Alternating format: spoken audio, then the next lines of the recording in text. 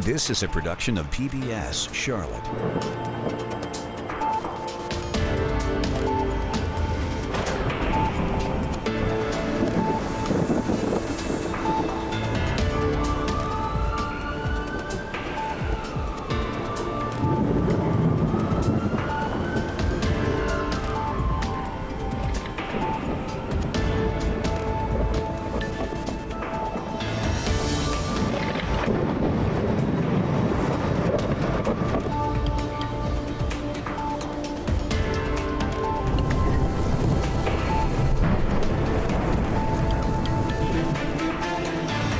Good evening. Thank you so much for joining us. I'm Amy Burkett with a special edition of Carolina Impact. Close your eyes, and you can still see that timeless tranquility of the North Carolina mountains. Those old memories of what our favorite mountain towns used to look like, washed away on a single September day by Hurricane Helene. This is an unprecedented tragedy that requires an unprecedented response. The surprise storm swamping western North Carolina with up to 30 inches of rain, plus 70-mile-an-hour winds. But now, months later, I always knew I was going to rebuild. I just didn't know that early on how I was going to do it. Carolina Impact's Jason Terzis takes us to the tiny town of Lansing, where the reopening of a store means so much more. Carolina Impact's Chris Clark shows us how trees toppled by the storm are being transformed in Asheville. Also in Asheville, Carolina Impact's Dara Khalid has the story of comfort for many coming in the form of a warm shower. But first, we travel 2.5 hours north of Charlotte to Burnsville to follow the search for victims still missing from the storm. There and elsewhere, Carolina Impact's Jeff Saunier and videographer Max Arnold are in Burnsville with more. Yeah, Hurricane Helene took a lot from the folks who live here in western North Carolina. Homes were lost, lives were lost, and the storm also took Lenny Wadowski, and it still hasn't given him back. He's just not there. You're gonna get me crying, and I don't want to cry. Lydia Wadowski tears up as she walks up to where her brother Lenny's cabin on the river used to be. But yeah, he always wore that hat and these flowered shirts. He'd be out here every day on the front porch practicing his fiddle or his guitar. Lydia says Lenny's music seemed to flow with the river itself until the river washed it all away, all except for this old stone chimney. You know, the river just came up, and people's property, not just like this, but the way the water expanded out, it just took everything with it. The damage in and around Burnsville from Hurricane Helene was devastating. In many places, roads are still impassable. Rebuilding is still impossible because of the destruction that still remains. But Lenny Wadowski's house wasn't just destroyed, it disappeared, with Lenny inside and no sign of him since then. I don't find peace coming back here. I mean, there's nothing here. Nothing but this old fiddle, now fashioned into a memorial for Lenny. Says, R.I.P., old friend, you were the best. I had no idea that so many people knew him and loved him. The violin was left behind here in Burnsville by his musician friends and fans over in Spruce Pine, where Lenny played his fiddle on stage every Tuesday night. He did some beautiful melodies on this song. Barry Stagg owns this former downtown drugstore, now a listening room, with memories of Lenny lingering in every note they played. Does the power of love is all the time? Does the magic of those memories grow like summer wine? So that's him there in the Hawaiian shirt. In the Hawaiian shirt, yes. Yes, he was here every Tuesday night without fail. That's why we miss him so much, because he was just almost like a brother to me, because whenever I saw him, I got a hug, and whenever I left, I got a hug. Actually, Lenny was the first person I met here. He pretty much invited me to come in here and play. He had no idea that I was even a musician. I mean, I wouldn't be here if it wasn't for Lenny. He had that personality. He would reach out to people. He knew how to kind of include them in whatever it was he was doing. Lenny was sort of the life of the party everywhere he went. And he brought life, joy, and good times to any gathering. And it was apparent when he entered the room, you could just feel the energy.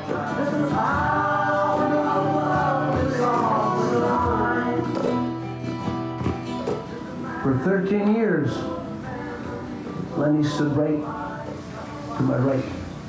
And he was an amazing musician, violinist.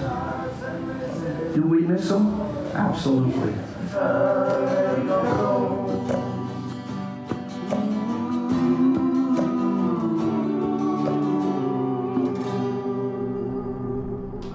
Driving back to Burnsville, we pass dump truck after dump truck, hauling load after load of storm debris down the mountain.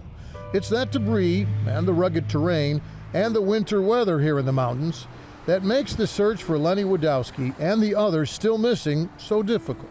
There comes a point when you've done all you can do, and fortunately we've still got people who are trying, and they'll continue to try for a while, and hopefully they're successful. We don't know. The Burnsville Fire Chief adds that volunteers are doing most of the search and recovery now, following that same path along the Tow River, where friends and neighbors last saw Lenny alive. And when he went into his house, he was pretty much, from what I understand, prepared. I mean, he had a life jacket on and all this, that, but it just took the whole house with him in it. Lenny's best friend, Steve Casper, says Lenny's house traveled downstream more than a mile, where witnesses say it finally struck a washed-out bridge. So when his house hit it, they said what they saw is the house just instantly nosedived and never came back up again. A couple weeks later, they had found his life jacket. They had found pieces of his house. They had found pieces of his property, not much, but nothing else. He's got to be under all this mess somewhere.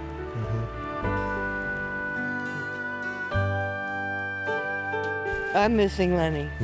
I definitely am missing Lenny.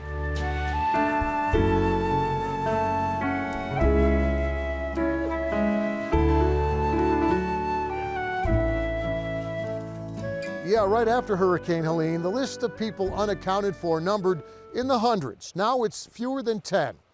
Lenny Wadowski is still on that list of the missing, but there's another list here in Burnsville that's growing. It's the list of people who are missing Lenny. Amy? Thank you, Jeff. In Burnsville and Spruce Pine, much of the help for victims of Hurricane Helene has come from Samaritan's Purse, headed by Reverend Franklin Graham. The price tag for Helene is in the billions, with estimates ranging from 30, 60, 80, even upwards of $250 billion. And it's not just the losses already incurred. In Asheville alone, businesses are expected to see a loss of nearly $600 million in visitor spending during the first quarter of 2025, with restaurants and hotels among the hardest hit. But some businesses have defied the odds and reopened their doors, giving hope to others. Carolina Impact's Jason Terzis joins us with more. Well, months after Hurricane Helene devastated western North Carolina, business owners are still struggling to recover. Facing long-term closures, insurance denials, and financial strain, many businesses may never open their doors again. But if you look in certain spots, you will find glimmers of hope. For this story, we head way up to the northwest corner of the state to Ashe County, which borders both Tennessee and Virginia, to the small town of Lansing. Population, right around 130. A banjo, an acoustic guitar, some good old toe tapping, and a guy in overalls and a cowboy hat blowing on a jug. It's quintessential western North Carolina mountains. First and foremost, we're a community gathering space. You won't find a single stoplight in the small town of Lansing, although there is a three-way stop. Located just by the town's main intersection sits the Old Orchard Creek General Store, which in many ways is the heartbeat of this tightly knit community. It's hard to put into words just what it means. On this mid-December day, what appeared to be the entire town showed up. It was a celebration marking the store's grand reopening. Dogs invited too. The store has all sorts of goodies like blankets, flowers, paintings, and books. Oh, this is the best. It's such a good book. There's coffee, beer, and wine, trail mixes, biscuit mixes, jams, fresh bread, and canned nuts. And in the fridge, cheesecake and glass Coke bottles. We just have kind of some specialty goods that you wouldn't really expect to find in a more rural environment. So that kind of makes us stand out. Orchard Creek was the first downtown Lansing business to reopen after Hurricane Helene's devastating floods. It's just wonderful to see one of our businesses get opened back up and to see how people have responded to reopening. The store itself dates back nearly 80 years. The building itself is from the 1940s. And it's always been a general store. And I used to come into the store when it was Miss Hart's general store to buy candy as a kid. Shelby Trammell bought Orchard Creek a little over a year ago. Things were going along just fine until that fateful Friday. From what I remember from that Friday, it's kind of a blur.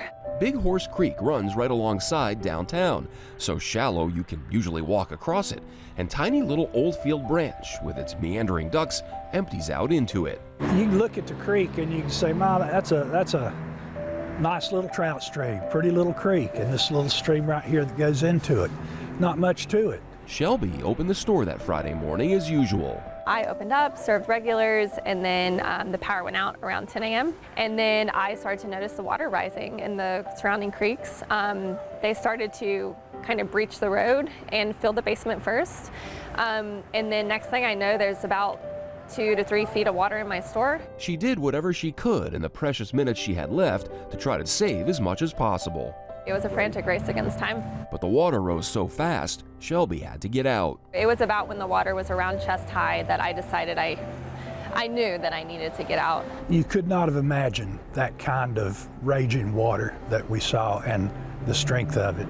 But just as quickly as the water came, it went, all within a few hours. By 6 o'clock that Friday night, Shelby went back to assess the damage.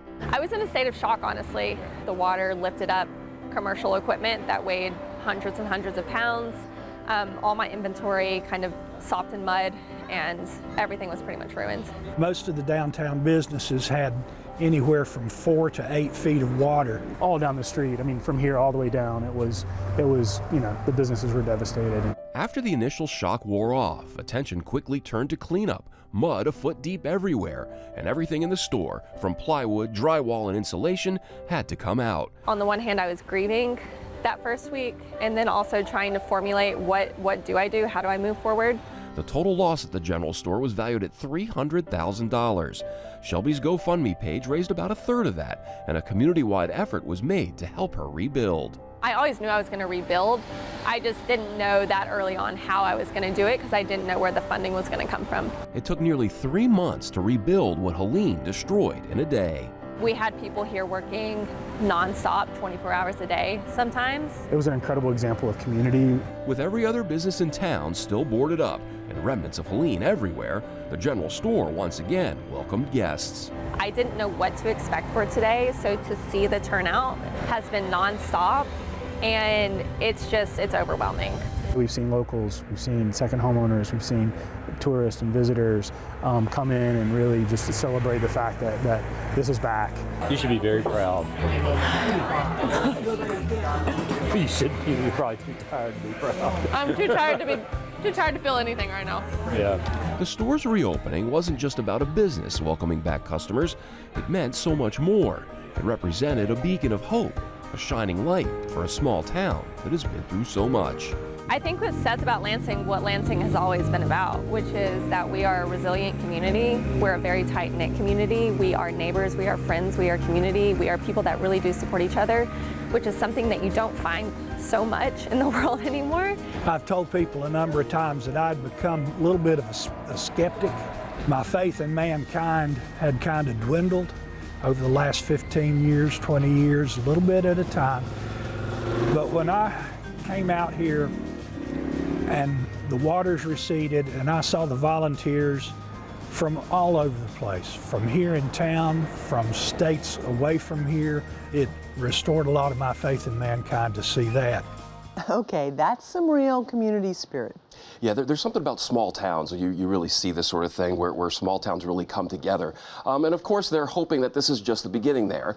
Town leaders, including Mayor Powers there in Lansing, have created the Lansing Alliance, which is working on creating a large fund, including grants, they hope, to help get all the other businesses back in town reopened. They're also hoping to replace the old sewer system, which suffered major damage with all the debris.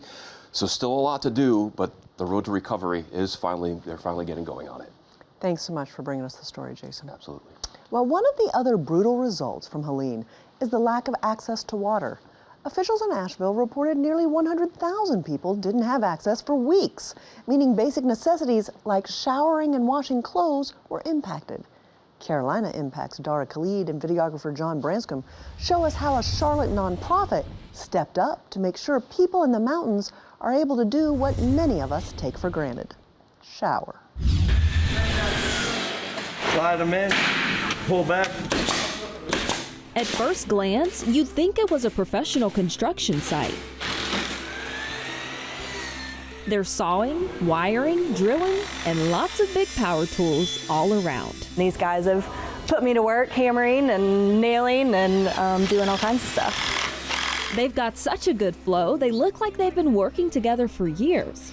But truth is, it hasn't been long at all. I try to get out here whenever I can, a couple times a week, and lend a hand. And these aren't paid workers. They're volunteers who sprung into action after Hurricane Helene hit western North Carolina. I really wanted to get my hands dirty and be part of, being able to help in any way that I could. That help is building portable showers from scratch, nail by nail, with the nonprofit Appalachia Shower Project. The organization was founded shortly after the storm. Made a couple of runs that week up to the mountains just to deliver things with our church van. So I got to see some of the immediate devastation that was going on, see how badly impacted people were. And it was tugging at my heartstrings. I felt like that wasn't enough.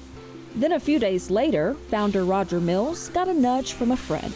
Sent me a text on the Thursday after Helene with a picture of a shower trailer. Then she said, "Could you build a couple of these?" After drawing up some plans, that's exactly what he did, with some help from his wife, Erin. He knows his talents and he knows his abilities, and so watching him step up and take that on was inspiring but not surprising. This is kind of who he is.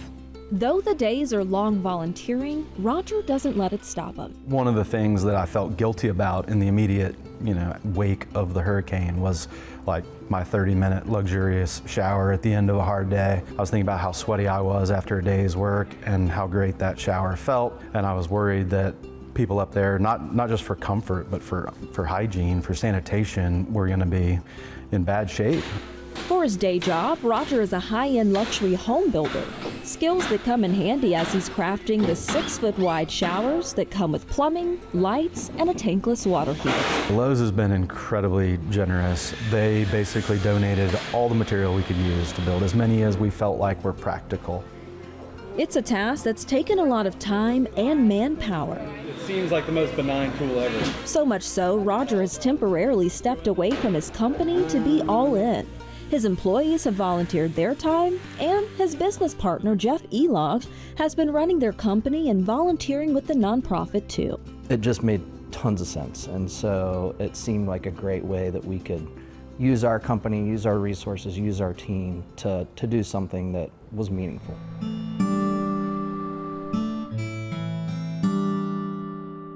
Meaningful might be an understatement. Here at the Village at Covenant Community in Asheville, these 4 showers are the only option for those who've lost everything. It's better than not having anything or using baby wipes, because, we have had to do that. It's a whole new way of life now for Alicia Billings as she cranks up the generator that powers her RV. It's where she and her son live now, since losing their 2-bedroom home. So the power was out, took out the septic system. So it's just, FEMA did deem it unsafe to live in. But for the mom of 4 who couldn't get in touch with her kids during the storm, material things were the least of her worries. It was really scary not knowing if any of them were okay, I mean, one of my children had to swim out. Another one saw, people drown, and it was, so that puts a toll on a mom too, to know your kids are going through that. What helps ease her mind is knowing they now have a safe place to stay. Their RV is parked in the grass at Covenant Community Church. I am very proud of our church to know that we are putting boots to the ground and helping where we can. Has been just a huge blessing for us to know that there is a need and we're going to do what we're called to do. Right after the hurricane, Covenant opened its property for people to park RVs.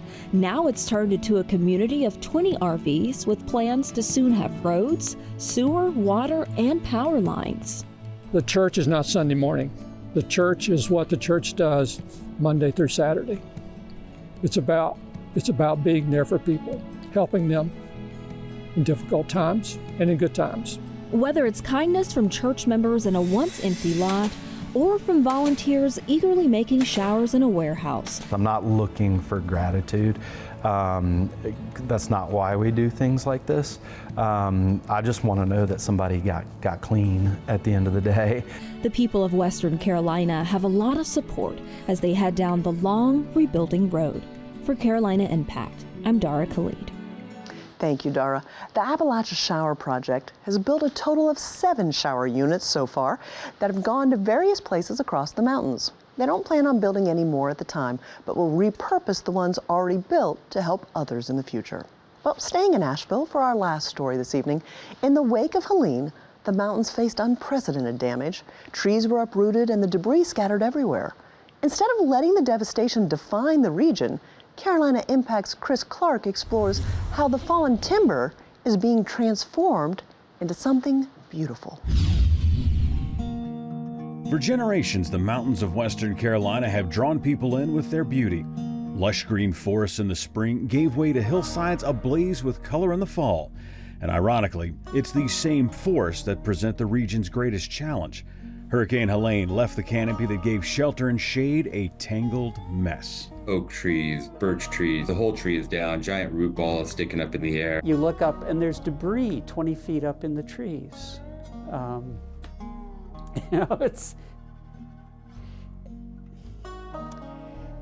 It was devastating. The forest wasn't just disturbed, it was dismantled. The sheer volume was overwhelming, but it wasn't just the quantity that made this job daunting. We couldn't ship the trees out of state because of the invasive species, the bugs that are in it, so you're not allowed to do that. And the worst case example would be the fire pits, just burn everything. So they got creative. FEMA's Interagency Recovery Coordination worked with the Army Corps of Engineers, U.S. Forest Service, Red Cross, and Team Rubicon to try and repurpose the downed timber, starting with firewood. As trees were identified that these would be appropriate trees for firewood for that part of the country, then we would run those trees with our heavy equipment, load a firewood processing machine, and then we would cut and split firewood in mass. The Arboretum was hit especially hard. Hiking trails were a twisted mess of limbs and uprooted trees. All that remained of some were the signs designating what was once there. How can we be a leader, and how can we show as an example that we can, with a little extra organization, put this material to good use? Their solution? Don't even take the stuff off site.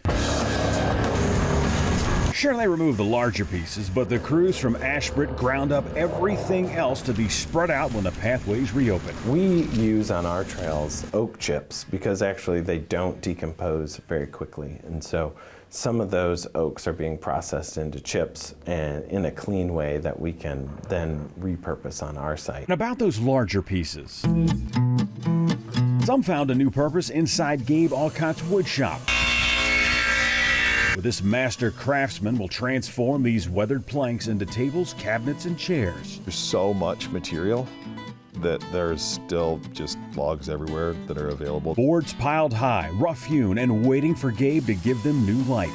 The material itself adding another layer to the masterpiece. Wood is one of the few mediums that's available that's beautiful as an object as it is. Like, you know, I guess there's certain types of stone and other naturally occurring materials that fit in this category, but wood's something that you can just cut open and polish and it's already a thing of beauty. The second chance timber giving woodworkers like Paul a chance to recover too, transforming their craft into a healing process as they shape new beginnings from the storm's remnants. As soon as we got power back here, I was down here in the shop just because it was therapy.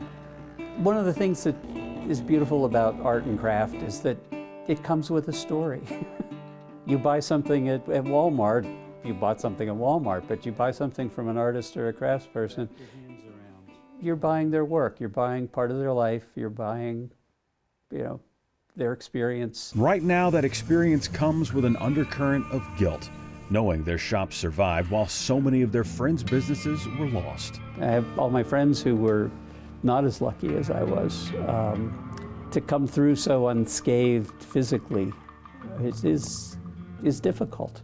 Obviously really bittersweet. The woodworking community that's orphaned by this storm event is just one part of like a massive wave of people in all different trades and beyond. Of course, it's the artist who finds the light in the darkest of times, seeing the beauty in the depths of this tragedy. It's opened up all these new vistas and things that you couldn't see before, you now can see because the trees are gone. And gives them plenty of material to work with, although getting to it might be an issue. This is going to be something that a lot of us are going to tackle by hand, just with old-fashioned kind of techniques. Better than CrossFit in my book. Some pump iron, some pump oak, so let's go.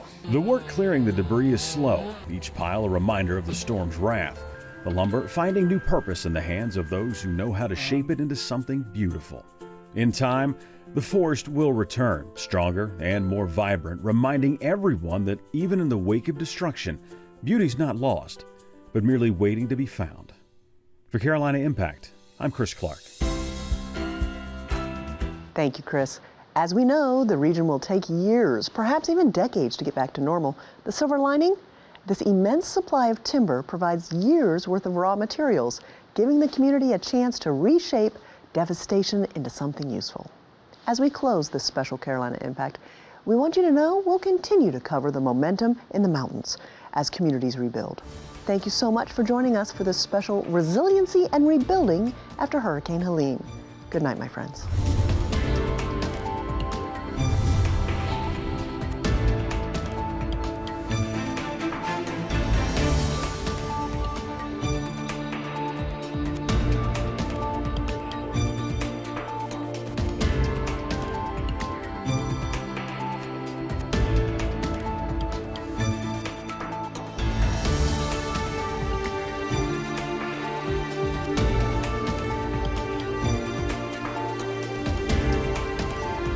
Production of PBS Charlotte.